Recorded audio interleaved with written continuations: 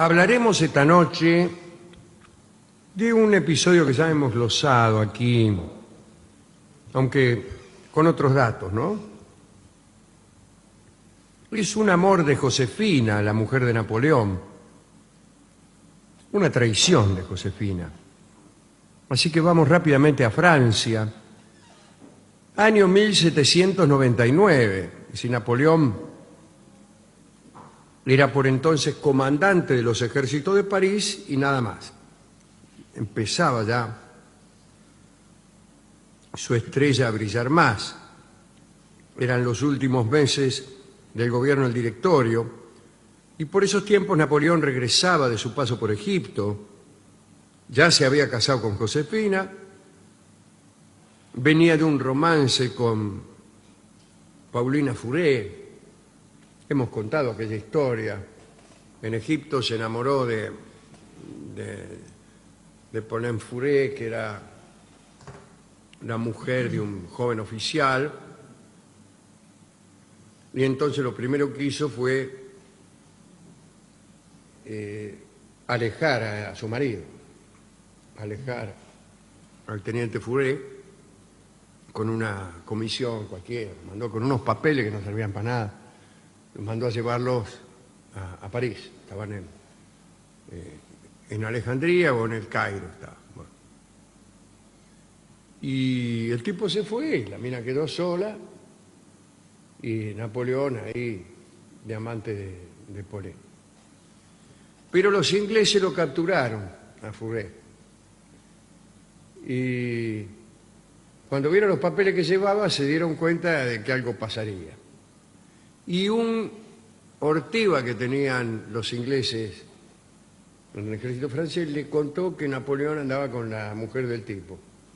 Y entonces lo que hicieron fue llevarlo hasta el delta del Nilo y ahí lo alargaron. Y entonces ahí andaba Napoleón con la mina, en eso se abre la puerta y ¿quién entra? Fouré. Lo hicieron a propósito los ingleses para jorobar a Napoleón. Bueno, de ahí volvía Napoleón de Egipto. Y bueno, estaba muy contento porque iba a volver a ver a Josefina, la extrañaba mucho realmente. Se amaban ellos, se amaban realmente. Y lo que pasa es que durante la ausencia de Napoleón, Josefina se había conseguido un novio.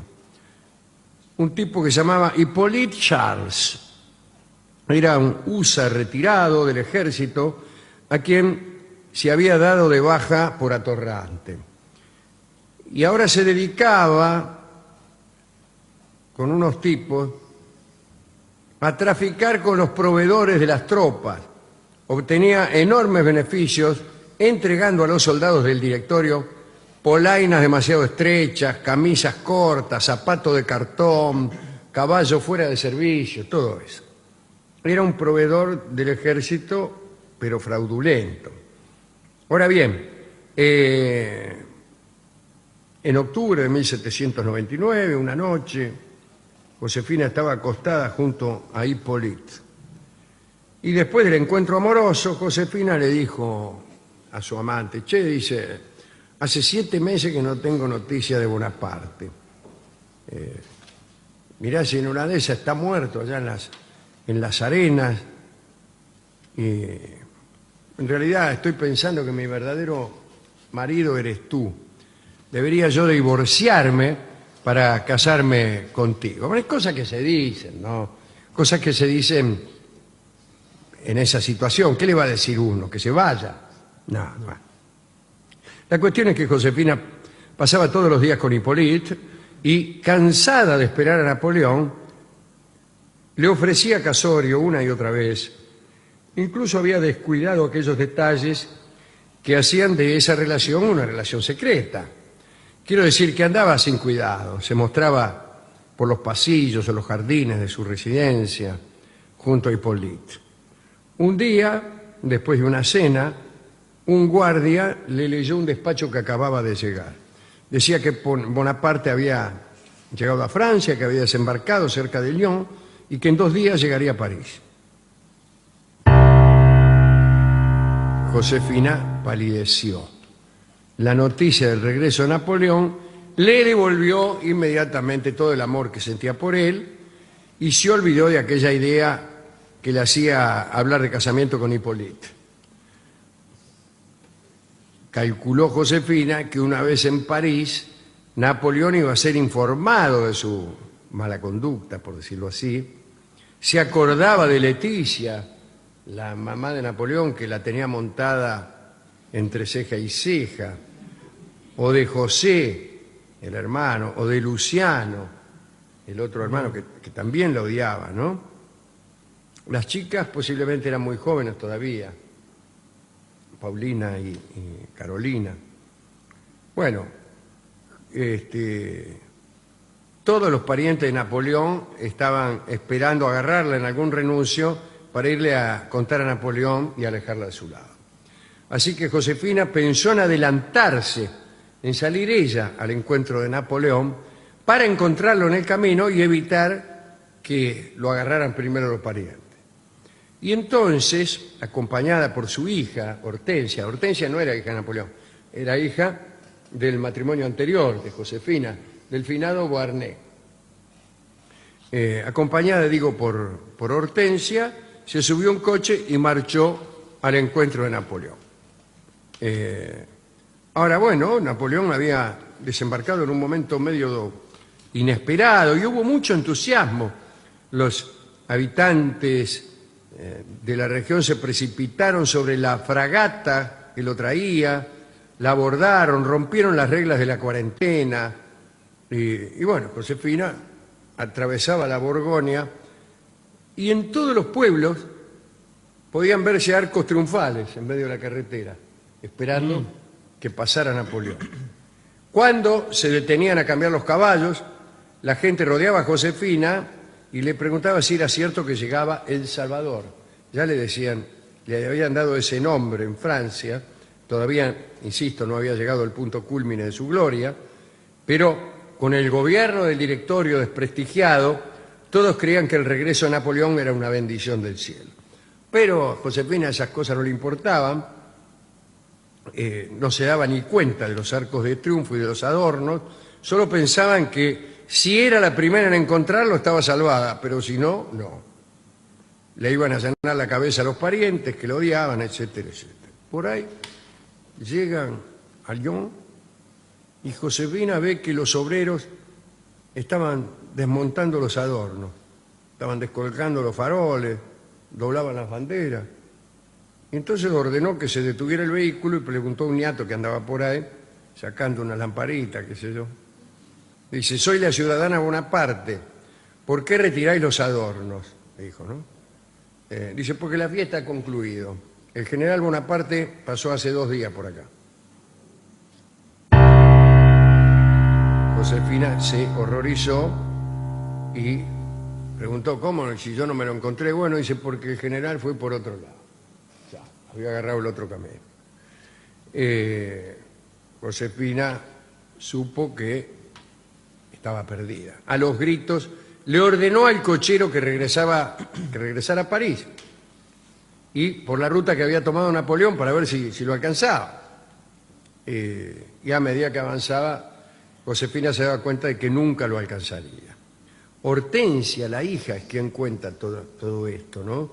En sus memorias, y cuenta que su madre se insultaba en voz alta y se reprochaba a sí misma haber engañado al hombre que ahora estaba pidiendo toda Francia y haberlo engañado, lo que es peor, con un degenerado, un tipo solo capaz de hacer tráfico ilegal y grosería, porque parece que era muy grosero este Hipólite. Incluso representaba en presencia de las damas y sin ningún pudor una mímica, incluso sonora, de los menesteres más íntimos. Señor. Con eso le estoy diciendo todo. Eso es lo que hacía Hipólite para divertir a sus amistades. A los 37 años, en aquel tiempo una mujer de 37 años no era una niña como ahora, No. Casi sin dientes, siempre tuvo una dentadura horrorosa, Josefina, con la piel mustia. Josefina sabía que corría el riesgo de ser repudiada y lloró durante casi todo el viaje. Mientras tanto, Napoleón pum, llegó nomás a París. Y muy emocionado ante la perspectiva de volver a ver a Josefina, fue derecho para su casa, donde, según él pensaba, iba a estar Josefina esperándolo. Cuando la berlina de Napoleón se detuvo frente a la casa, no tuvo Napoleón otra idea más que abrazar a su mujer, pero en la casa no había nadie. Al rato cayeron los hermanos, que ahí nomás le lanzaron un discurso feroz contra Josefina. Y por supuesto le contaron, le alcahuetearon todo acerca de Hippolyte. Así que cuando fue a acostarse, Bonaparte había decidido repudiar a Josefina y mandar a fusilar a Hippolyte Charles. Pero en el fondo su alma extrañaba a Josefina. Recién un día y medio después llegó Josefina. El portero tenía indicación. No debía dejarla pasar a Josefina a no ser que percibiera en ella un regreso amoroso y emocionado. Es demasiado confiar en un portero, ¿no? Así que Josefina lloró y el portero la dejó pasar. Y se encontró con Napoleón. Josefina lloró, se tiró al suelo, imploró perdón, rememoró el tiempo de sus noches voluptuosas, contó chistes, lo besó y le juró amor eterno, y Napoleón la perdonó. Y dijo: no se es hombre si no se es débil. Está muy bien eso. Y arrastró a Josefina hasta la cama, y al día siguiente, cuando llegó José Bonaparte, fue a la casa de su hermano, ahí lo encontró acostado con Josefina. En otra noche voluptuosa, el perdón había sido conseguido. Un último detalle: Hippolyte Charles fue finalmente desterrado de París, nada más. Minga de fusilamiento, lo echó nomás. Y es una linda historia que termina aquí. Y está bien el perdón, y más está bien un perdón voluptuoso, ¿no?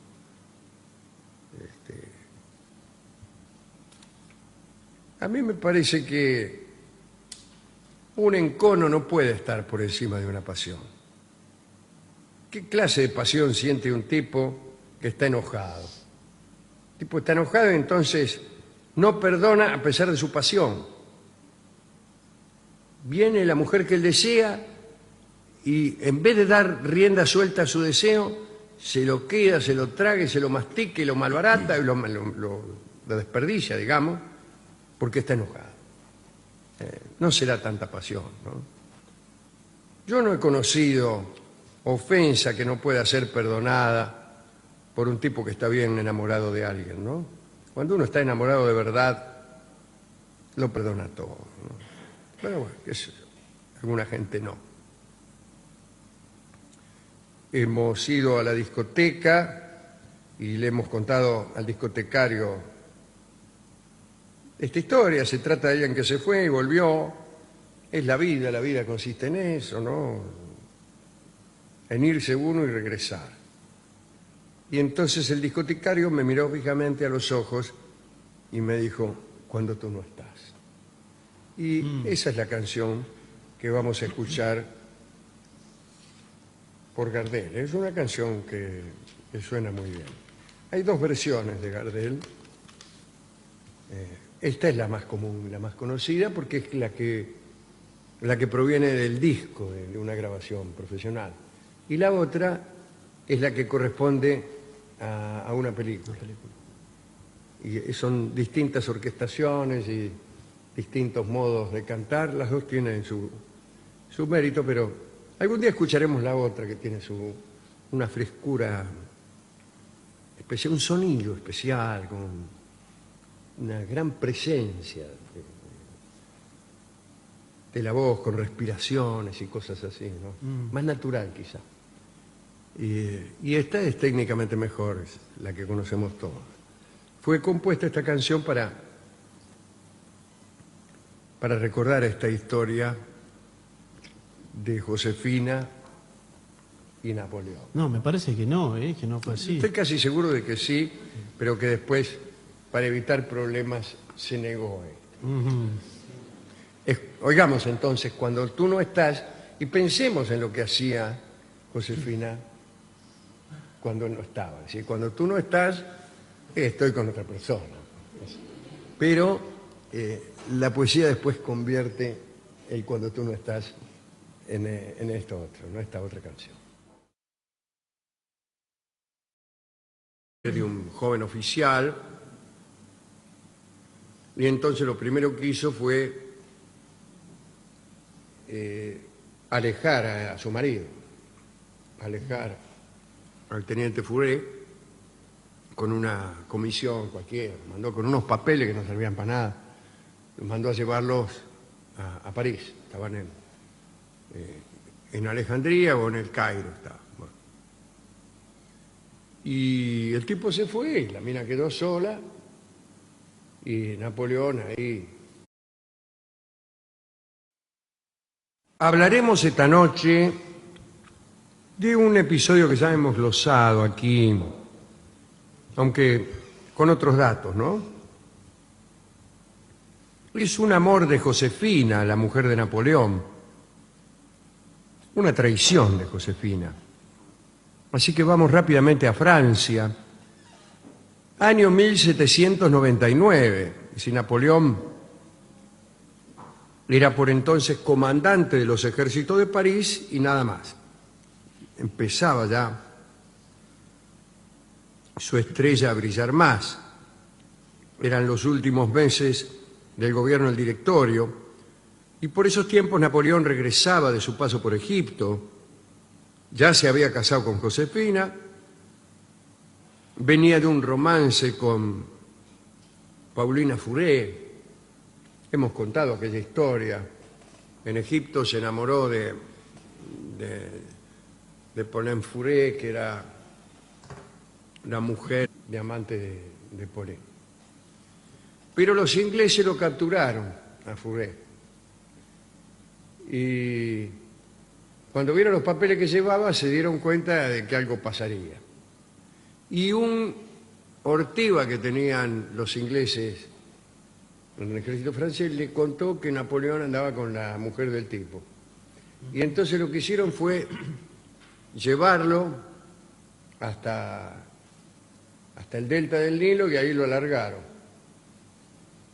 Y entonces ahí andaba Napoleón con la mina, en eso se abre la puerta y ¿quién entra? Fourré.